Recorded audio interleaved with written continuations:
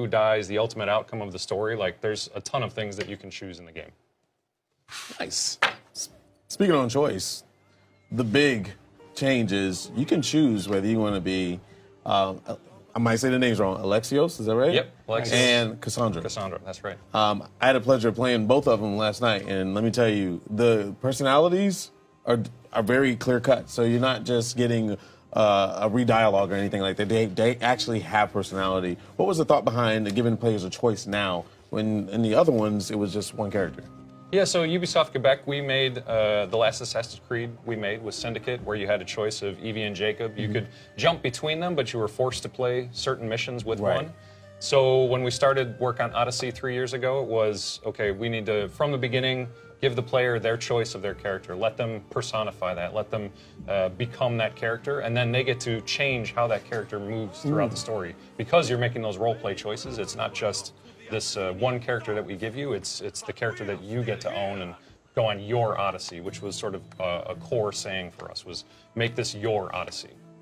Absolutely. I know one thing you touched on, even like later on in the break room, was how much naval influence there is in the game because how big the world is. What can you tell us about that? Yeah, so naval, with being in Odyssey, being in Greece, when we got to visit Greece, you could tell that ships were super important, even now. So 2,500 years ago, they were vital to the way that people lived. We wanted to bring back that seamless open-world naval as seen in Black Flag, so we were influenced by that. The way they set up the controls, the way the combat feels is very related to that. And then it's focused on arrows, javelins, ramming, smashing ships in half, boarding them. You get your crew, so you build your own crew of lieutenants from people in the world. Oh, wow. You recruit them either through quests or through knocking them out and convincing them to join you. I didn't think you were going to talk on that. No, it's I great. want to get on that too. I love it. It's great to build your own crew. It really feels like the ship is your home and the crew is your family. Yeah, one thing I noticed, the first thing I did, like I do in any demo, is I press pause and zoom out on the map. The map is huge. Like, is it bigger than Origins? I think in terms of total size, yes. Yeah, because there's a lot ever. of water and they're seamless, which I love because now we get to take the ship out and we get to do a little bit more stuff. And the funny thing you said, my favorite thing to do in this game is kick people.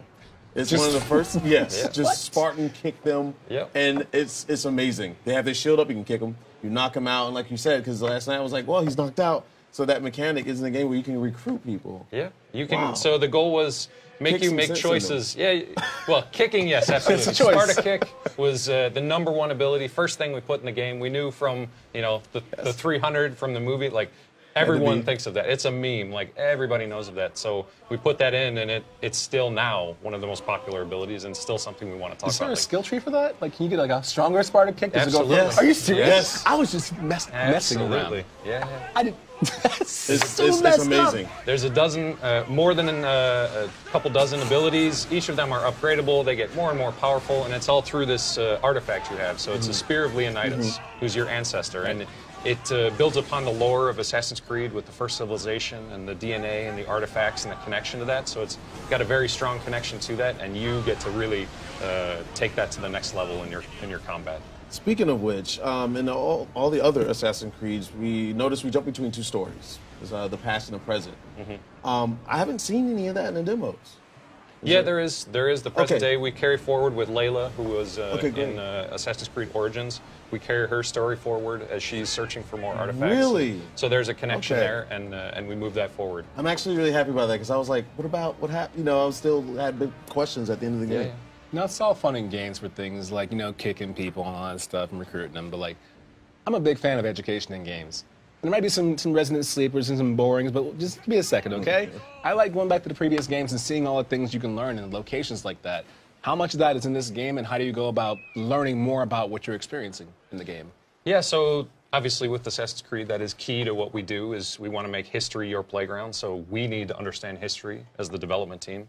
So we traveled to Greece, we hired a historian who was a had a master's in Greek history. We study it, read about it. Like, there's a lot of stuff written about the dude was so ancient happy. Greece. So learning about Socrates, Hippocrates, these characters that are still talked about now. The Hippocratic Oath was created in this time period. There's a lot of things that are core to our society now that were created in this time period. So we really want to transport you back to that. And you get to have those dialogues with Socrates for the first time. So it's not just a passive thing where you're just watching a cutscene. You're questioning him and learning about his mindset and how he approached the world, cool. which changed the thought of the modern era. Speaking on Greek, I mean, yeah, you can't have a Greek without the mythology. How much we're going to be able to see? And I saw a little glimpse of maybe a Medusa, a Minotaur. Yes, mythology, the Greek legends, all that is, they believe that the gods were real, so we need to portray it in a similar way. And there's a great connection that we make between the legends and with the first civilization and the lore of Assassin's Creed, so they're all tied together really well. But nothing that we're going to show just yet. Understandable. And with gear, like we're seeing here on the video, is you've got 5 different sets, pieces of gear you can put on your body. You can change them from stealth or fight, or you can put special perks on them, so you can really make the gear your own. And you'll find legendary gear with different rarities and all that stuff. So there's a lot of great gear to get in the game to make it a really full RPG. I imagine the more that you explore in the world, the better your odds are at finding legendary. Yeah, there's legendary gear all over the place, and then there's certain characters that you're going to hunt down as well. There's mercenaries that sort of enforce the law of the world, and if you do bad things, killing people, stealing things, kicking them off cliffs, things like that. Best. They're going to come after you, and they're going to have some of the best gear in the game. So it's really an interactive thing where you're going to want to hunt them in order to get that best stuff. So are you introducing any new modes? Let's say, well, played a mode, I don't know if it's called Conquest or... The Conquest Battles. So Yes. yeah, the overall structure of the game is that each world, each state is broken up into its own. It has leaders, but they're allied with Sparta or Athens. Okay. As the player, you can go in and defeat them, basically lower their power so that they're weak, and then someone else will invade them. And you can either then choose to defend them or fight for the invading army in these huge 150-person versus 150-person battles. Like they're massive, awesome battles.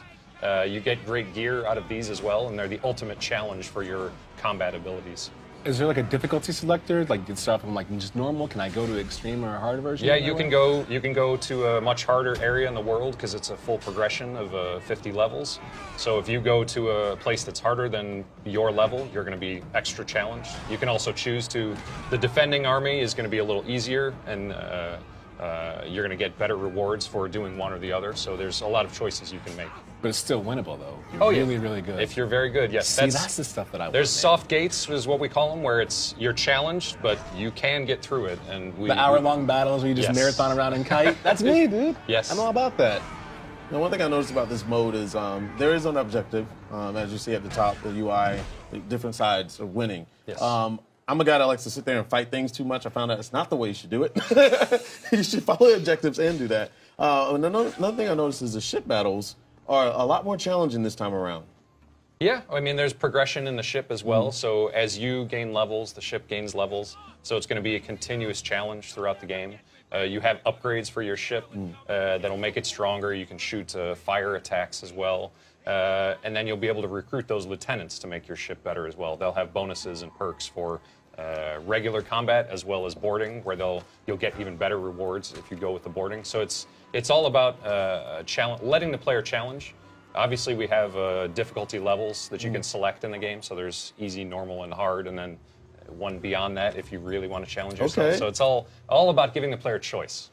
I feel like one of the unfair knocks you hear in Assassin's Creed oftentimes is it's a reskinned version of another game, or if you played one, you played them all. So if you were going to, despite everything new we discussed right now, if you were going to drive home one thing that says, look, this is the differentiator, what would you say it is?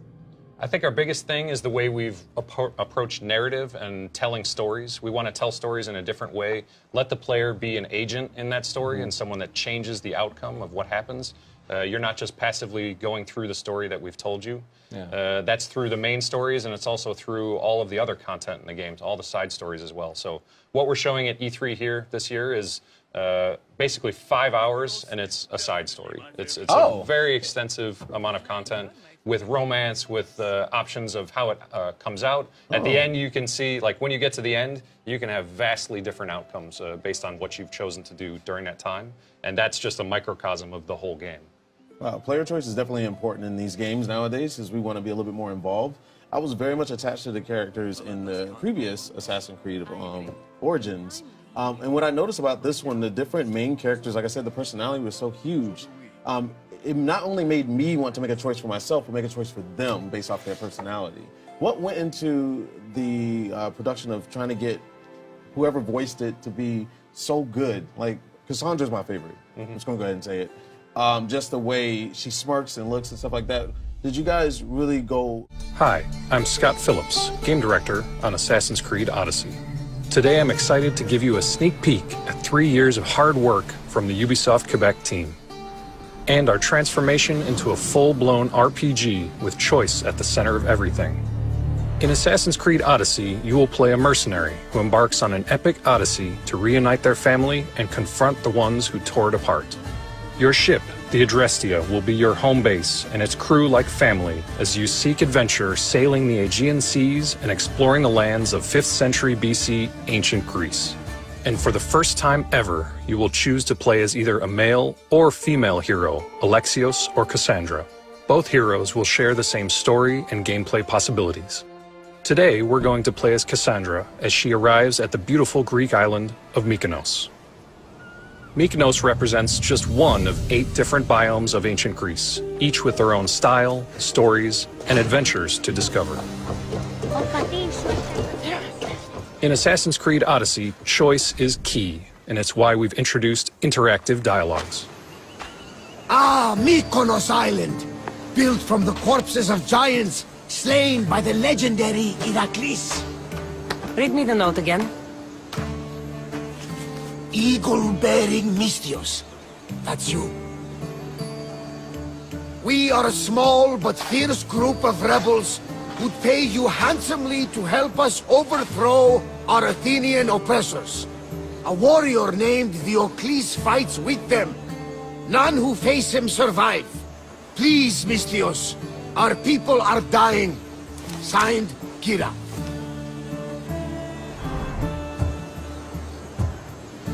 What did your informant tell you? Dialogues like these allow the player to roleplay and impact the characters, world, and ultimately the outcomes of their adventures. There's also word of Spartans landing on Mykonos. So, I'm here to find Kira, who wants me to kill Diocles. An Athenian ally. Who's at war with Sparta. And don't forget the bounty! Business as usual, then.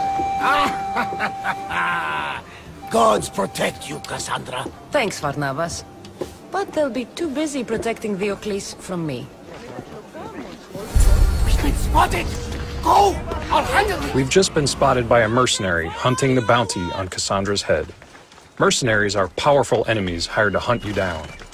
Odyssey takes place during the Peloponnesian War, a time when the 2 powerhouses of Sparta and Athens are fighting for control of all Greece. Spartans and Athenians both use mercenaries to do their dirty work, but they also have armies of their own, as long as they remain strong. Mercenary. This can't be good. We've crossed paths with another mercenary hunting Cassandra. By killing mercenaries such as Malios, you can ultimately become the most famous and fearsome mercenary of ancient Greece. Just one of the many side stories of Assassin's Creed Odyssey. You want my head? Come and take it! Combat in Assassin's Creed Odyssey is focused on offense and quick movement. Instead of blocking, you will be parrying and dodging attacks to create openings to use your special abilities. These special abilities are devastating, thanks to the first civilization artifact that Cassandra wields, the broken spear of Leonidas.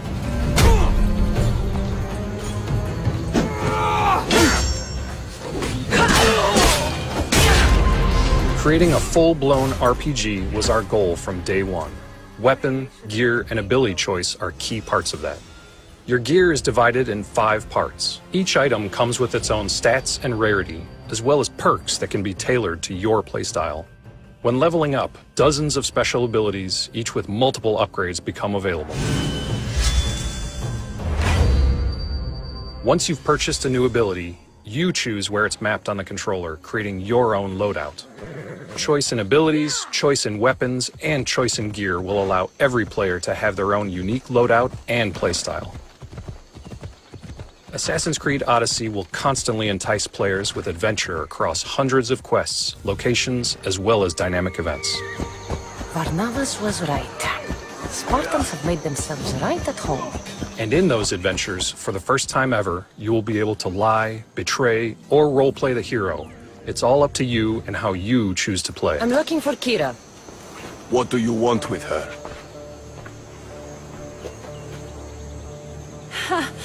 The mercenary who bears the eagle of Zeus. You got my message. It said something about paying me handsomely. Huh. Mercenaries. Athenians have enslaved our people for too long. Help us free Mykonos from their grasp. And you'll have more drachmi than you can carry.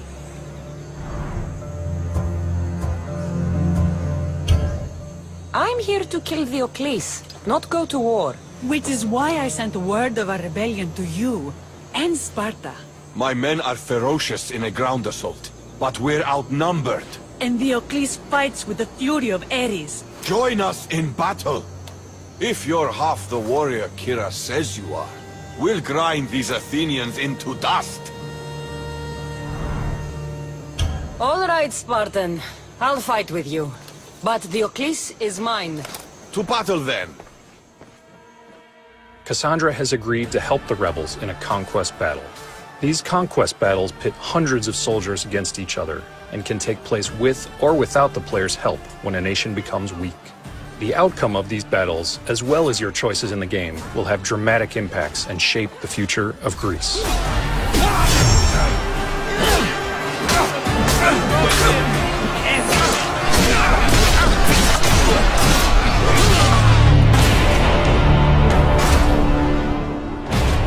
We found the Athenian hero Diocles.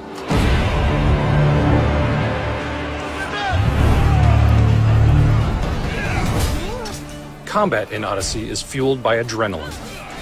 Adrenaline is earned by dodging, parrying, and landing hits on enemies. When the player has enough adrenaline, it can be unleashed in devastating special ability attacks, like Sparta Kick.